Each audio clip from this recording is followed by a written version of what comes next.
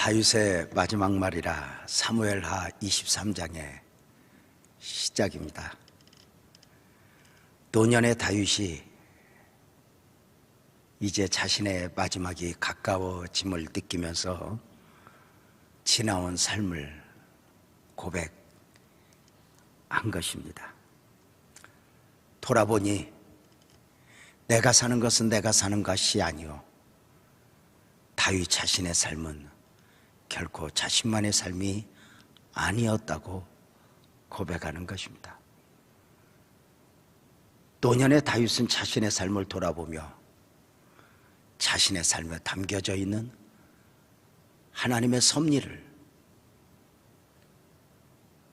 이렇게 눈으로 보며 고백을 했고, 또 하나님의 은혜를 눈으로 보며 고백을 했고, 그리고 자신의 삶을 주관하신 하나님은 실수가 없으셨다, 이렇게 고백을 했습니다.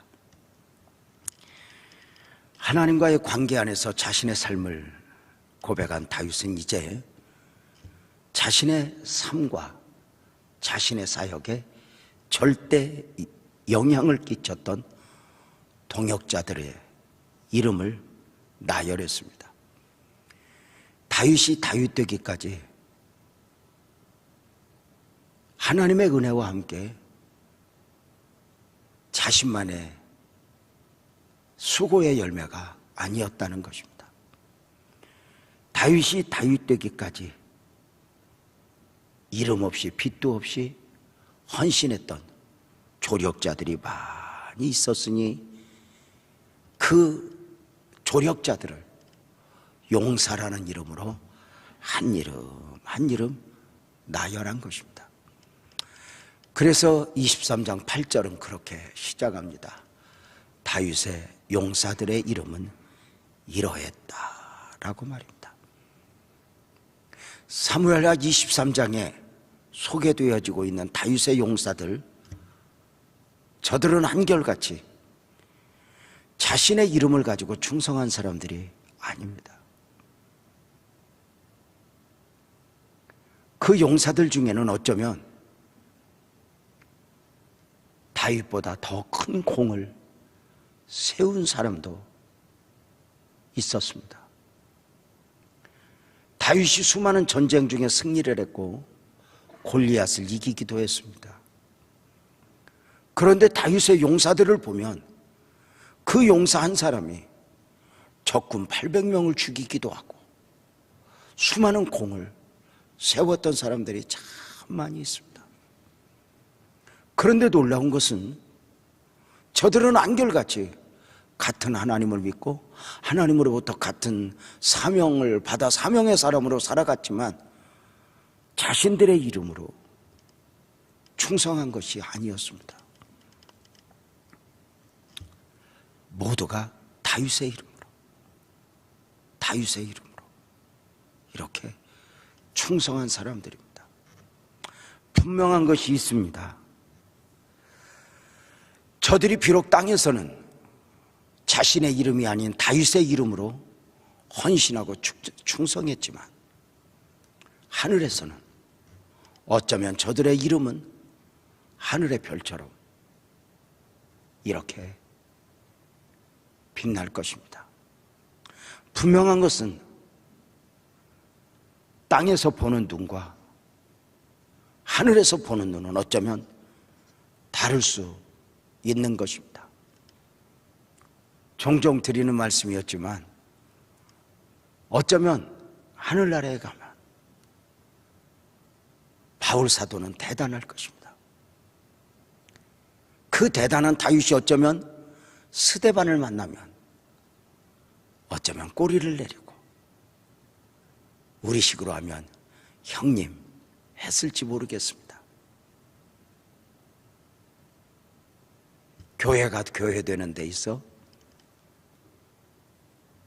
하나님의 일이 되는 데 있어 어쩌면 다윗이 다윗 되는 것처럼 유재명 목사는 이름으로 많은 우리 동역자들, 부목사님들이 헌신해 주시고, 그리고 장로님들이, 성도님들이 헌신해 주시곤 합니다. 이름 없이 빛 없이. 그러나 하늘에서는 이곳과는 다를 것입니다. 하늘의 별처럼 빛날 것이라 믿습니다. 오늘은 다윗의 그 많은 용사들 가운데 이름 없는 3명의 용사들 이야기를 하려 합니다. 다윗이 가장 공고한 시기에 함께 해주었던 조력자들입니다. 오늘 함께 읽은 본문의 내용 또한 다윗이 그 인생에, 그 사역에 어쩌면 가장 공고할 때 그림을 보여주고 있으니, 다윗이 블레셋과의 전쟁 중에 처절한 패배를 당한 가운데 온 나라는 블레셋 군대에게 점령을 당하고 많은 사람들이 죽어갔고, 다윗은 아둘람이라는 굴에 피신해 있었습니다. 다윗이 피신해 있는 아둘람이라는 굴에, 아둘람의 뜻은 심판이라는 뜻을 가지고 있어 어쩌면 다윗의 상황을 그 이름으로 보여주고 있는 것 아닌가 싶을 정도입니다. 다시 말씀을 드리면 블레셋과의 전쟁 중에 이스라엘은 패배를 했고 블레셋은 큰 승리를 거둔 가운데 온 나라는 블레셋에게 점령을 당했고, 그리고 다윗의 고향 베들레헴에 블레셋 군인들의 총본부가 자리하고 있었습니다. 정말 엄청났죠. 그 장면을 사무엘하 23장 13절 14절에서 소개하고 있죠. 또 30두목 중 3사람이 곡식 뺄 때 아둘람 굴에 내려가 다윗에게 나아갔는데 때에 블레셋 사람이 한 무리가 르바임 골짜기에 진쳤더라. 그때에 다윗은 산성에 있고 그때에 블레셋 사람이 요새는 베들레헴에 있는지라. 무슨 말씀이냐면, 블레셋과의 전쟁 중에 블레셋이 승리를 했고 이제 마지막으로 다윗만 잡으면 전쟁의 승리를 선포하게 되는 것이었습니다. 이 처절한 상황 속에서 다윗은 산성 아둘람이라는 굴에 피신한 가운데 소수의 무리들과 함께 마지막을 기다리고 있었습니다. 더 이상 소망이 보이지 않았습니다. 사울은 천천히요, 다윗은 만만히요 외쳤던 많은 사람들도 다윗이 공경에 처하자 다 떠나고 말았습니다. 아둘람 굴에 피신해 있는 다윗, 그는 왕이었지만 보좌 없는 왕이요, 나라를 잃어버린 왕이요, 면류관 없는 왕이었습니다. 오늘 죽을지 내일 죽을지 모르는 처절한 상황이었습니다. 그 처절한 상황 가운데서 다윗은 모든 것을 포기했습니다. 망가지로 지쳐 있었기 때문입니다.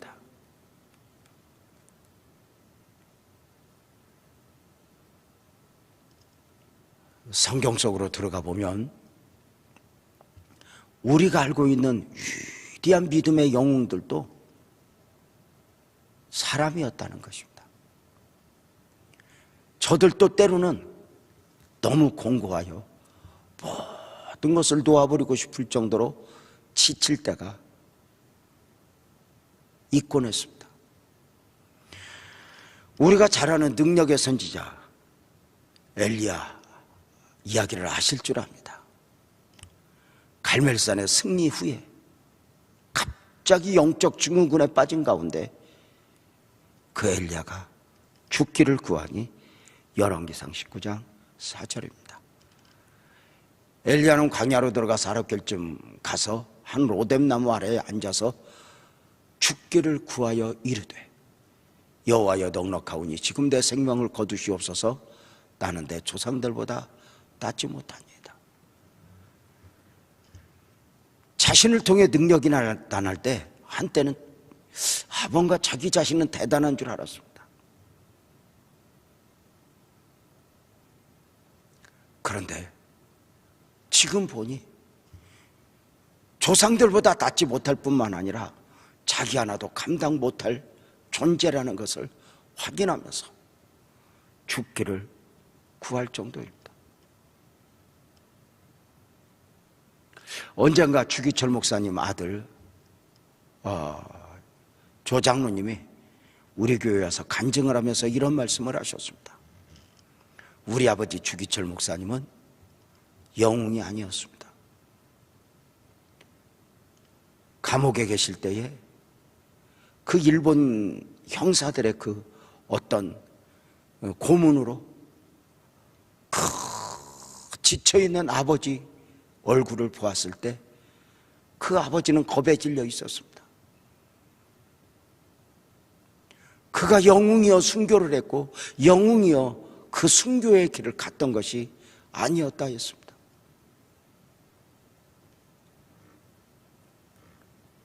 우리가 다른 사람보다 대단하여 능력이 있어서가 아닙니다. 죽기를 구하여 엘리야처럼 다윗도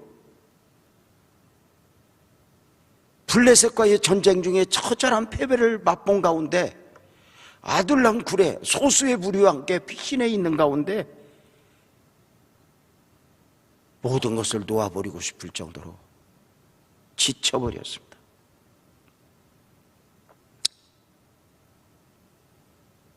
하나님 나라의 사명도, 맡겨진 사명도, 기름 부으심의 은혜도 다 놓아버리고 싶은 것입니다.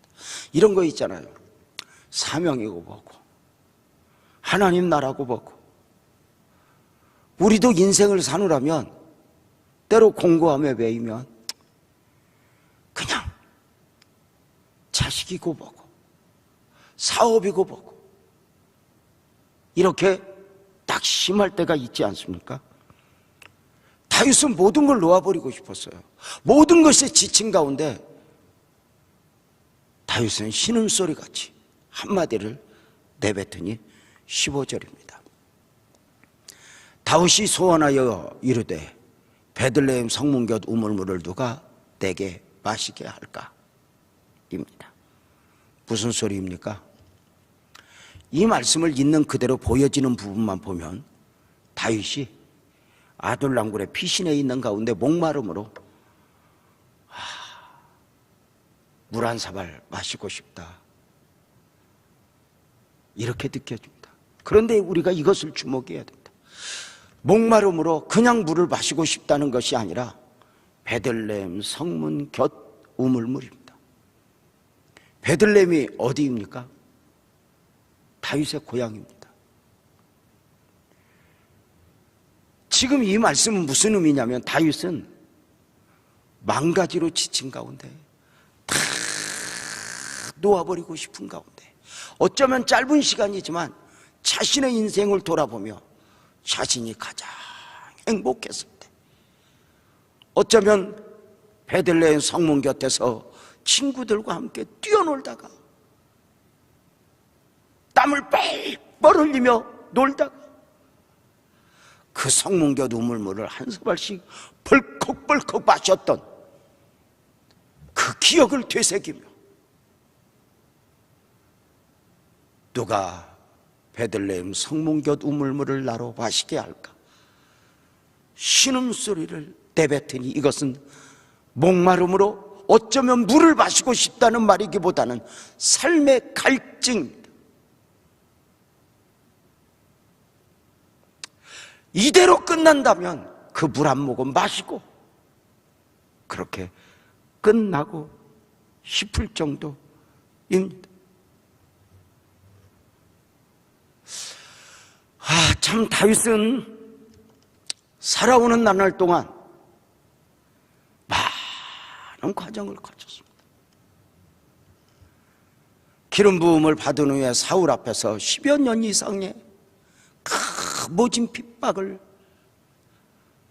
어쩌면 방랑자가 되며 지켜왔습니다.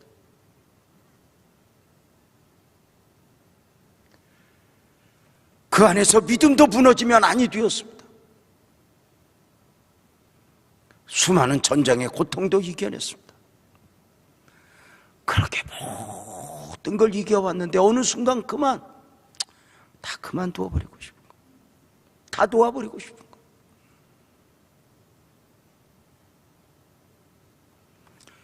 저는 다윗의 마음을 다 이해할 수는 없어요. 그러나 지난 32년 가까이 빛나교회 목사로 살아오면서 돌이켜보면 그 다윗의 마음을 10분의 1, 100분의 1이라도 이해할 수 있을 것 같아요. 아니, 꼭 목사가 아니어도 지금 삶을 살아내고 있는 성도님들 또한 이 다윗의 마음을 이해할 수 있을 것 같아요. 물 한 모금 마시고 싶다. 어디 여행 한번 다녀오고 싶다. 고향 한번 갔다 올까? 가고 싶은 게 아니에요.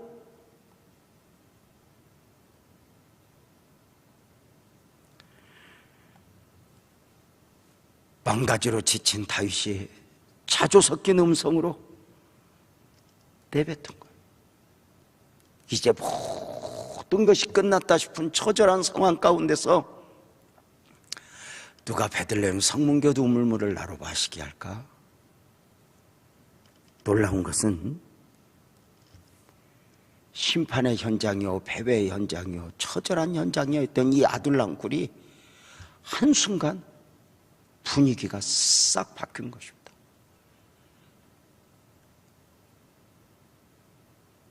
모든 걸 포기했던 다윗이 다시 일어난 것입니다. 모든 것을 끝내버리려 했던 다윗이 아니야, 내가 다시 일어나야 해.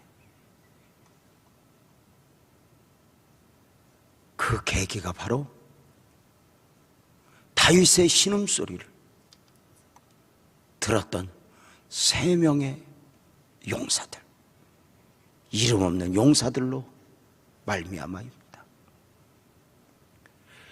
누가 베들레헴 성문교 우물물을 나로 마시게 할까? 이 소리를 3명의 용사가 들은 거예요. 모르겠어요. 그 다윗의 신음소리를 3명의 용사가 함께 들었는지 아니면 한 사람이 듣고 나머지 2사람과 뭉쳤는지 모르겠어요. 분명한 건 이 3명의 용사가 우리 왕이, 저 지친 왕이 베들레헴 성문교 우물물을 마시고 싶다네. 우리 가서 물 떠오자. 그리고 왕에게 그 물을 한 사발 드리자. 뭉쳐 저들은 물을 가져왔습니다. 그러나 이 물을 그냥 가져올 수 있는 상황이 아니었습니다. 설교 서두에 말씀을 드렸던 대로 이미 이스라엘은 블레셋 군대에게 점령을 당했고 블레셋 군대의 총지휘본부가 베들레헴에 있었고, 그죠?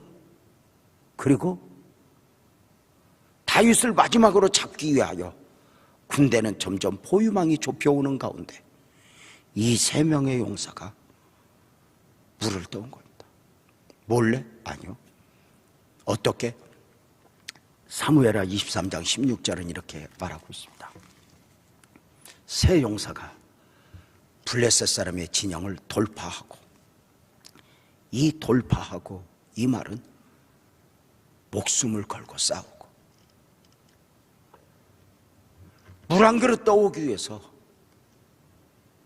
물 한 사발 떠오기 위해서 이 3명의 용사가 이 블레셋 군대와 목숨을 걸고 싸워 피투성이가 된 가운데 물 한 사발 떠온 것입니다. 아둘람 굴에서 베들레헴까지는 4km입니다. 왕복 8km입니다. 블레셋 군대가 온 나라에 다 배치되어 있습니다. 블레셋 군대의 지휘본부가 베들레헴에 있습니다. 물 떠오기는 최악의 상황입니다. 그런데 가서 떠왔습니다. 어떻게? 몰래요? 아니요. 돌파하고 물 한 그릇 떠오기 위해서 목숨을 걸고 피투성이가 되어 떠온 물이었습니다. 피투성이가 된 가운데 물을 떠온 3명의 용사들은 아둘람 굴에 들어옵니다. 저들 인기척이 어쩌면 평소 같으면 다윗이 누워있다가 옆에 창을 들고 누구야 했을지 모르겠습니다. 그러나 모든 걸 포기하고 모든 걸 내려놓은 다윗은 저들 인기척에도 그냥 눈을 감고 있습니다. 내버려둡니다. 나를 죽이려면 빨리 죽여라. 이렇게 모든 걸 지쳐버려. 나 그냥 그만둔다도. 인기척에도 반응이 없던 다윗에게 이렇게 3명의 용사가 오더니 왕이여 일어나십시오. 여기 물을 떠왔습니다.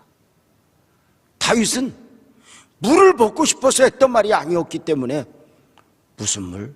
하는데 왕이여 아침에 왕께서 베들레헴 성문곁 우물물을 누가 다로 마시게 하고 목마르다 하지 않았습니까? 다윗은 물 마시고 싶어서 했던 말이 아니기에 깜짝 놀라 저들을 보는데 이게 웬일입니까? 물 한 사발 떠들고 왔는데 온몸에 피투성이가 되어 있는 것입니다. 순간 다윗은 저들이 내미는 물을 받아들고 이것을 마실 수 없다 하며 이건 물이 아니라 피라 하며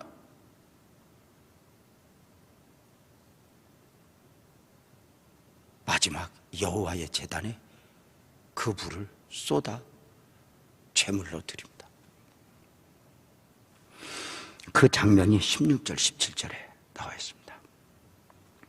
세 용사가 블레셋 사람의 진영을 돌파하고 지나가서 베들레헴 성문 곁 우물물을 길어가지고 다윗에게로 왔으나 다윗이 마시기를 기뻐하지 아니하고 그 물을 여호와께 부어드리며 이르되 여호와여 내가 나를 위하여 결단코 이런 일을 하지 아니리이다. 이는 목숨을 걸고 갔던 사람들의 피가 아니니까 하고 마시기를 즐겨하지 아니하니라. 세 용사가 이런 일을 행하였더라. 무슨 이야기인가 알겠죠? 다윗은 그 물 한 사발 받아들고 이건 물이 아니고 피입니다. 나는 이 물을 마실 수 없습니다. 그리고 여호와의 제단에 이렇게 부어드린 것입니다. 참 놀라운 일이었죠. 이 물 한 사발이 그 아둘람굴에 처절한 패배감에 젖어 있는 이 아둘람굴의 분위기를 완전히 바뀌어버린 거예요. 이렇게 정리할 수 있죠. 물 한 사발로 3명의 용사는 목숨을 걸고 물을 떠와 다윗을 감동시켰고 다윗은 이 물을 내가 어찌 마실 수 있는가?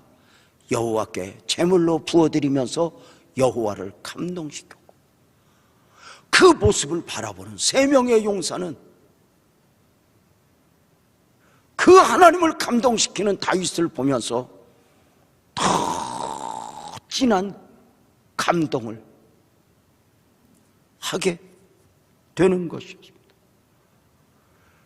이 감동은 엄청난 능력을, 엄청난 역사를 이루게 됩니다.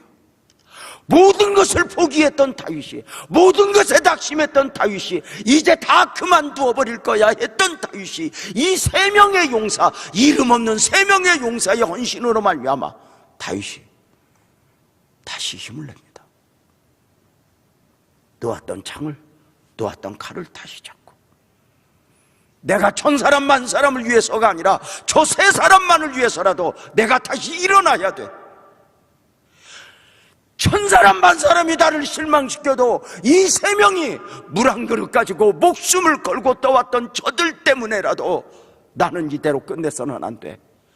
그리고 다시 일어나.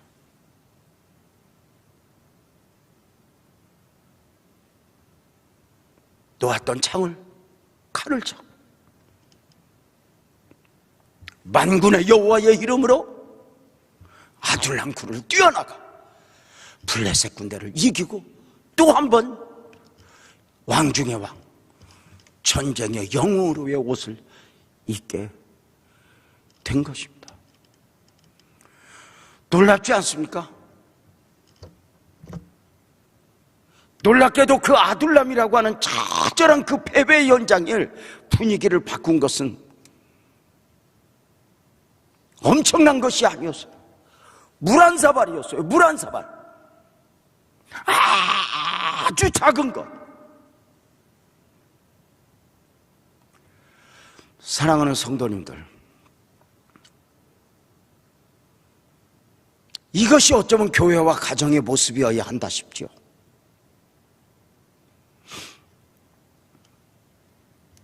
하나님의 사람으로 살아가면서 하나님을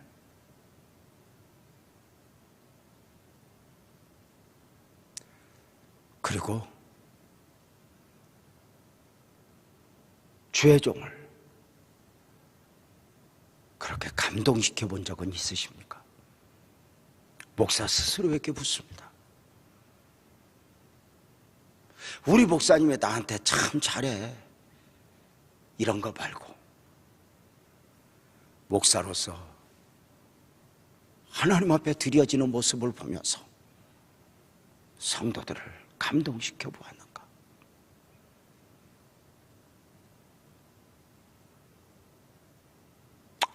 참 놀라운 역사죠.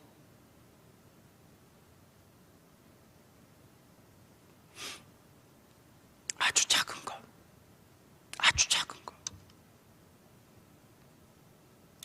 처음 소명을 받고 목사가 되기 위한 과정 속 가운데 처음 아주 초창기 전도사 사역을 시작했습니다.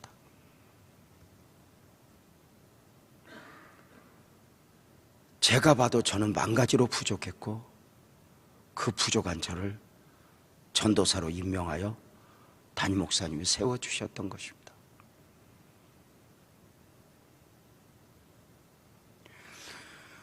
아마도 그렇게 부족한 가운데 사역하는 제가 마음에 들지 않았든지 어느 정도 시간이 흐른 후에 안수 집사님 세 분이 저를 찾아와서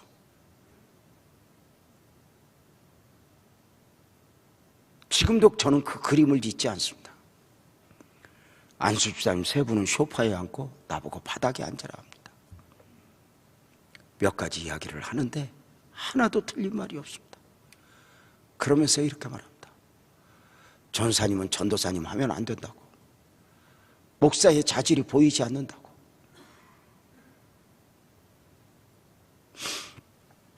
(30분) 이상 반박할 수 없는 말을 저는 들었습니다.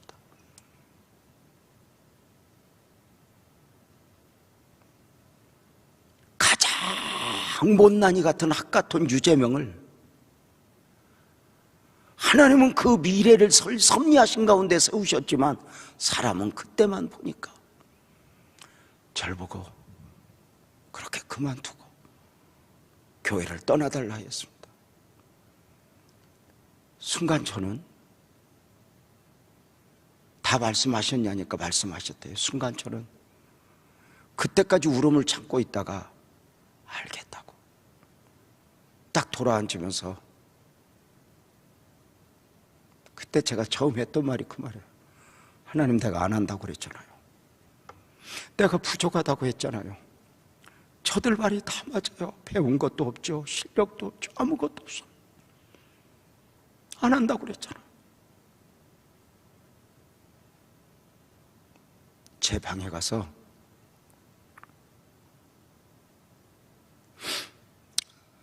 가방에 옷을 주섬주섬 담았습니다. 그때 제가 문을 열고 떠났으면 어떻게 됐을지 모르겠습니다.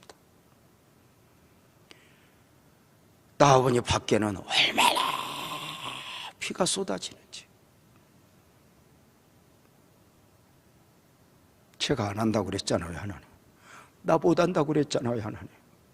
나 목사 안 하고 나 돈 번다고 했잖아요, 하나님. 하고 가방 들고 탁 나오는데 그 폭우가 쏟아지는 가운데 어떻게 왔는지 지금도 내가 그 그림을 읽지 못해요. 제가 지도하고 있던 유치부 6살짜리 현이라는 아이가 계단에 올라오고 있어. 이렇게 말하는 거야. 활짝 웃으면서, 전도사님 고개 좀 숙여봐. 왜? 그랬더니 사탕을 하나 입에 물려주면서 전사님 어디 가지 마 그래요. 순간 그 아이가 하나님이 보낸 천사같이 보이는 거예요.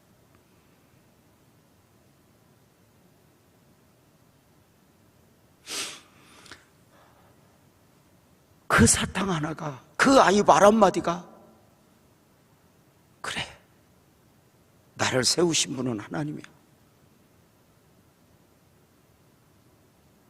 저들 말을 듣고 내가 포기할 수 없어. 그리고 가방을 방에 갖다 놓고 그 비를 다 맞으면서 옥상에 가서 2시간, 3시간 울었던 적이 있어.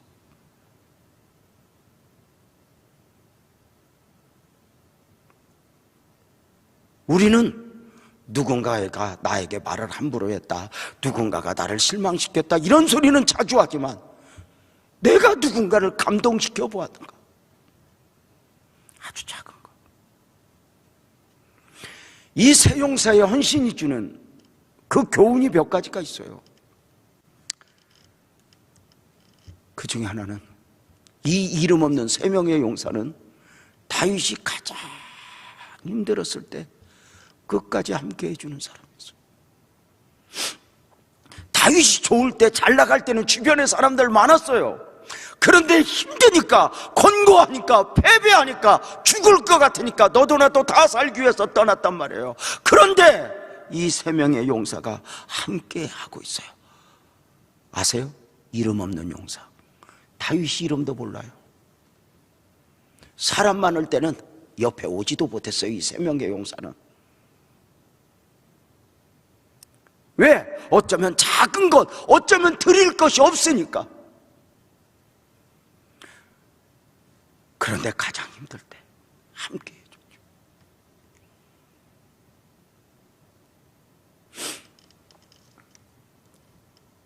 이런 헌신, 하나님의 은혜도 있지만 이런 성도들의 헌신이 때로는 바울이 바울 되게 하고 사도가 되게 했죠. 그 성도들의 헌신으로 인하여 바울 사도가 그 고백했던 내용이 갈라디아서 4장 15절에 있죠. 너희의 복이 지금 어디 있느냐? 내가 너희에게 증언하노니 너희가 할 수만 있었더라면 너희의 눈이라도 빼어 나에게 주었을 것이다.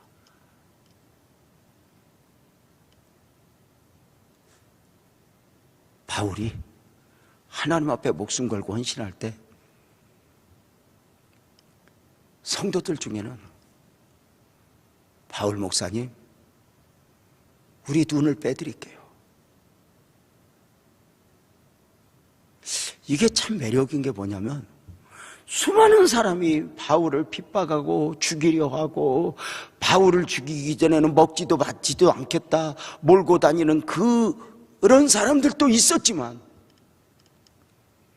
그래서 40에 하나 감한매를 5번 맞고 3번 대장으로 맞고 죽었다고 수없이 내던져지기도 했지만, 성도들 중에는 바울 목사님, 우리가 눈이라도 빼드릴게요, 이런 사람들이 있었던 거예요. 1000사람 만사람이 다윗을 힘들게 해도 때로는 그 한 사람이 그래서 우리가 이렇게 말해요. 우리가 신앙의 원리 사명을 감당할 때 누가 나를 실망시키고 누가 나를 좌절시키고 힘들게 하고 1000사람이 만사람이 나를 힘들게 해도 하나님이 주시는 위로줄을 잡으라고. 신기해요. 만사람이 나를 실망을 시켜도요, 하나님이 보낸 누군가를 통해서 나에게 감동을 줘.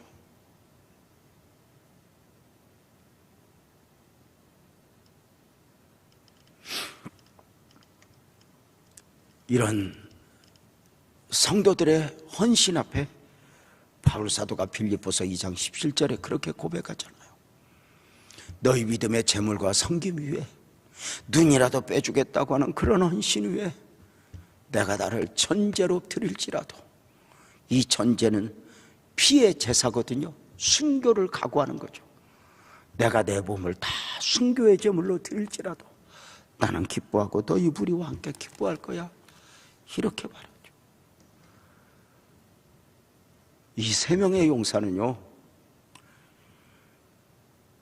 누가 이름도 안 알아줘요. 다윗도 그 이름을 몰랐어요.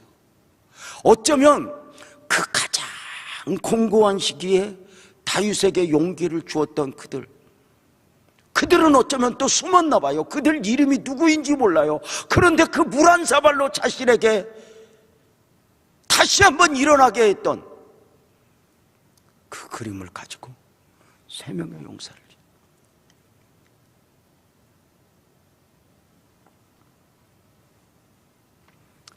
이 3명의 용사는요, 다윗이 가장 공고할 때 함께 하기도 했지만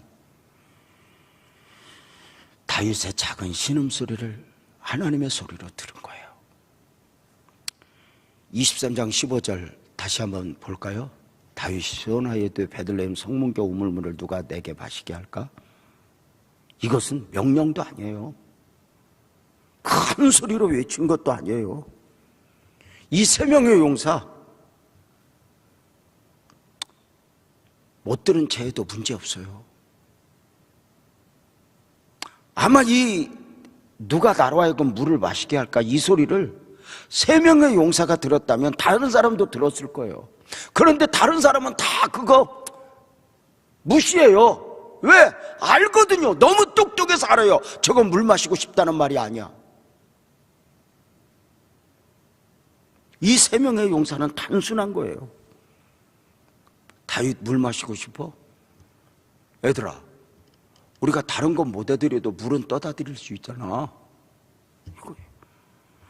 이 3명의 용사는 그냥 못 들은 죄에도 문제없어요. 아니, 자기들끼리 모여서 그냥 다윗을 원망해도 돼요. 왕이 지금 제정신이야? 지금 나라가 이 망해가 버렸는데 무슨 물을 마시고 싶다는 거야?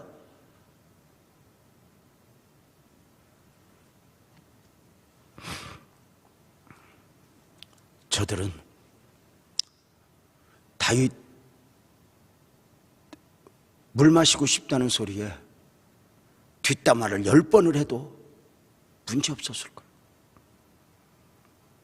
그런데 저들은 누구보다 똑똑하지도 않아요.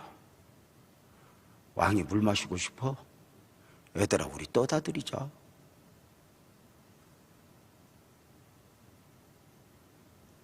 이렇게 말할 수 있잖아요. 이 3명의 용사는 아주 작은 것, 작은 헌신의 목숨을 걸었다.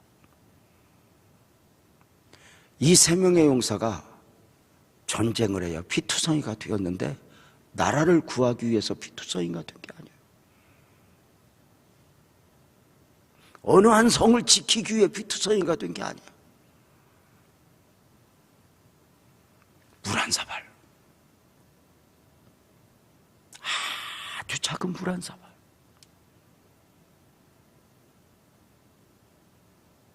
다른 사람이 보면 우습게 하는 거. 성경은 이렇게 말하는 거 알아요? 내가 작은 일에 충성했으니. 우리의 시각은 지금도 작은 건 작은 것이고 큰 것은 큰 것이에요. 근데 하나님은 아니에요.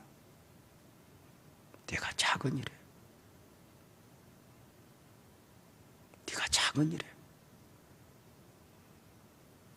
큰 일이 아니에요.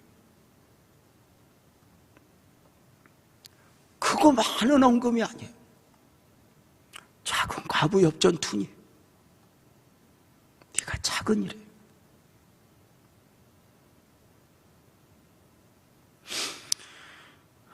사랑하는 성도님들,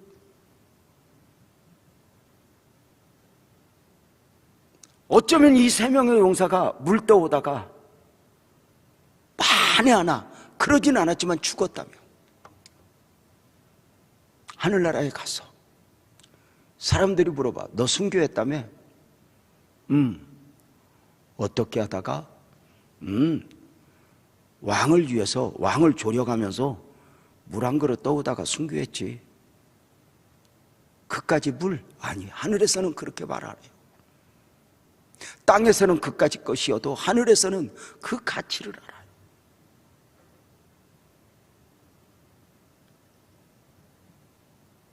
이름 없이 빛 없이 헌신했던 자들, 아주 작은 것, 아주 작은 것.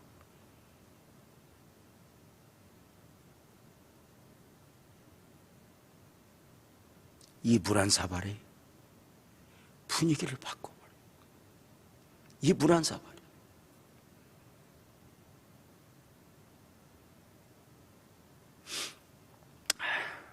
아주 작은 것이죠. 이동성전에 있을 때 성탄절을 앞두고 있었어요. 성탄절을 앞두고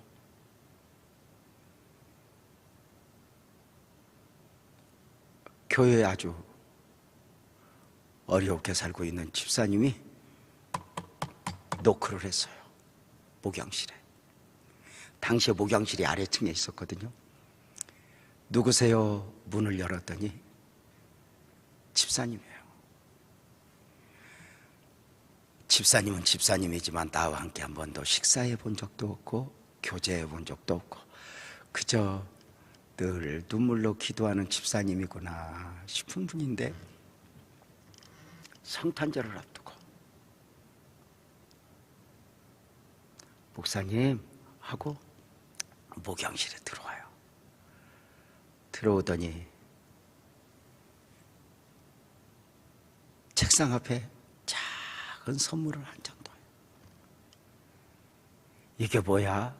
그랬더니 목사님, 성탄절 앞두고 이번에는 목사님 뭐 하나 해드리고 싶었어요. 그리고 듣고 막 도망하듯 가요. 이게 뭐지? 세상에 깜짝 놀랐어요. 열어봤더니 양말 2컬레. 그 양말이 나이키 좋은 양말이었어요. 어쩌면 그 집사님은 생전 신어보지도 못한 그 양말이에요. 양말 2컬레, 그리고 작은 그 엽서득 크기의 봉투에 봉투가 있어요. 이렇게 열어보니 5,000원이에요. 5,000원.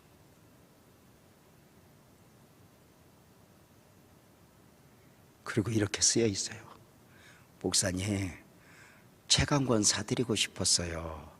목사님, 겨울에 따뜻하게 양말 신고 성탄절 보내시고요. 목사님, 책 한 권 꼭 사보세요 하고 주셨는데, 그 집사님은 어쩌면 책 한 번도 안 사봤을까요? 왜냐하면 당시에도 책 한 권에 5,000원짜리가 없었거든. 제가요, 그때 너무 많이 지쳐 있었는데 제가 그 양말 2컬레 잡고 5,000원을 붙들고 얼마나 울었는지 몰라. 그리고 그 5,000원을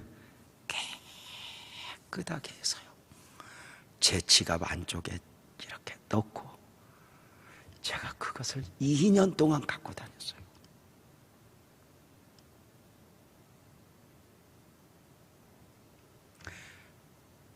그 어떤 돈보다 큰 돈이요, 제가 쓸 수가 없었어요. 당시 일본에 가서 선교사님들 대접하면서 한 분 한 분 용돈 드리면서 그때 그 선교사님 한 분에게 이제 용돈과 더불어 제가 따로 5,000원을 드렸어요. 선교사님, 이게 너무너무 큰 건데 내가 쓸 수가 없어. 그래서 그 선교사님 드리는 거거든. 이거 돈은 5,000원이지만 너무너무 큰 거야. 이거 선교사님 아주 소중한데 써주면 좋겠어. 알았어요 목사님 하고 선교사님한테 가게 됐어.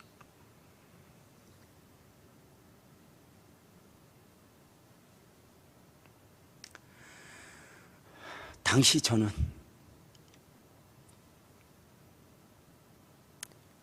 이 땅을 계약하고 성전을 건축을 해야 되나 말아야 되나 많이 지쳐 있을 때 그 5,000원과 양말 2컬레, 신기해요. 그 물 한 사발, 그 양말 2컬레, 5,000원, 그 안에서 하나님이 보이니까요. 하나님은 우리에게 대단한 것으로가 아닌 것 같아요.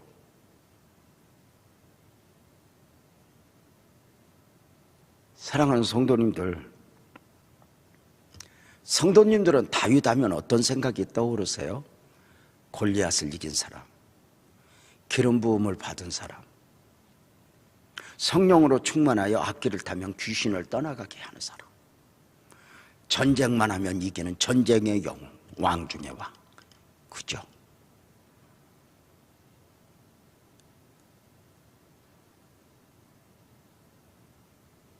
골리앗을 이기면서 오랜 날 동안 사울의 핍박도 견딘 사람, 하나님 마음이 아픈 사람. 그렇다면 오늘 본문이 주는 느낌은 뭐예요? 마음은 뭐예요? 본문이 주는 의미는 뭐예요?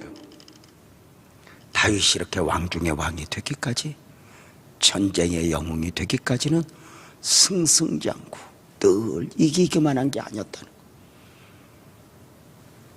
이런 처절한 실패, 처절한 눈물, 처절한 패배의 과정이 있었다는 거.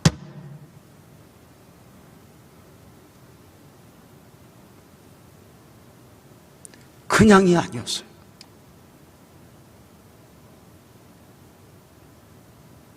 다윗이 다윗 되기까지는 늘 승승장구 이기기만 한 것이 아니라 우선의 실패, 우선의 좌절, 우선의 고통이 있었다는 거예요. 우선의 패배가 있었다는 거예요. 제가 뭐라고 말씀을 드렸죠? 다윗의 패배를, 다윗의 고통을, 다윗의 좌절을 우선의 패배, 우선의 고통, 우선의 좌절이라고 그랬어요. 우선이라고요. 왜요? 그것을 이겨내고 결국 다윗은 다윗이 되었으니까요. 왕 중의 왕이 되었으니까요. 오늘 이 마지막 시간 우리 사랑하는 성도님들에게 이 말씀에서 이렇게 말씀을 드리고 싶은 거예요. 다윗의 패배가, 다윗의 좌절이, 다윗의 고통이 우선의 패배요, 우선의 좌절이요, 우선의 고통이었던 것처럼 지금 성도님들에게 있는 어려움도 우선의 어려움일 수 있다.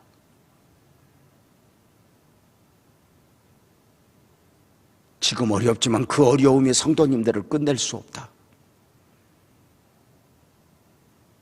다윗을 끝내는 분은 하나님이지 환경이 아니었어요. 성도님들 어려워도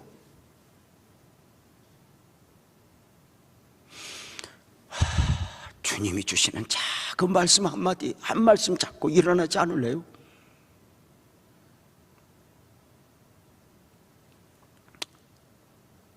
오늘 목양실에서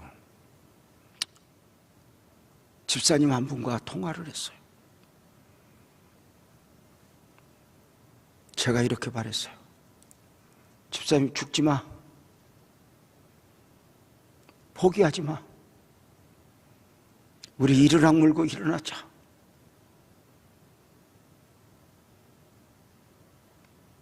그 집사님 그러셨어요. 목사님, 내가 다시 일어날게요. 나 이제 두렵지 않아요.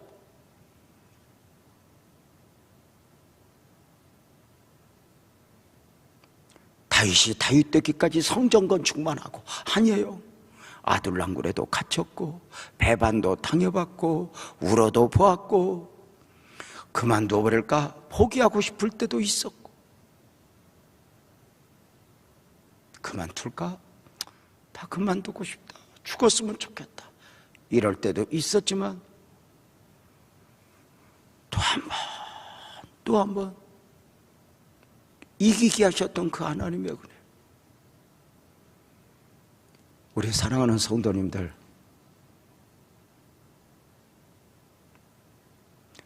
크게 아멘합시다. 우리 하나님의 결국을 믿읍시다.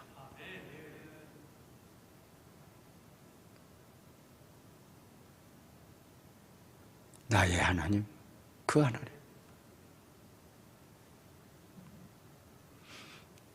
내가 행여 포기할까? 내게 아까 그 행여 그만둘까? 아니다, 제명아 일어나라. 다윗아 일어나라 하셨던 그 하나님. 나의 다 된 것은 하나님의 은혜로다. 지금까지도 이기게 하셨던 하나님이 앞으로도 그렇게 이기게 하실 것으로 믿고, 주님, 내가 일어날게요. 내가 다시 한번 힘을 낼게요. 다짐하지 않을래요? 바랄 수 없는 중에 바라고, 바랄 수 없는 중에 기대하고, 지난주일 설교에서 들었던 대로 무덤 앞에서 기도하잖아요. 무덤 앞에서 다 끝났다고 말하는 그 무덤 앞에서 왜 기도해요? 사람이 보기에는 끝났지만 아멘합시다. 하나님이 안 끝냈거든. 우선의 실패, 우선의 좌절 이겨내고 나를 등하게 하신 그 하나님, 그 하나님 믿는 믿음으로 우리 함께 찬양하며 기도했으면 좋겠어요. 가정에서 혹시 크게 찬송하기는 힘들 거예요. 그렇지만 일어날 수 있으면 일어나서 작은 소리이지만 큰 소리로 세상 일에 실패했어도 찬송하겠습니다.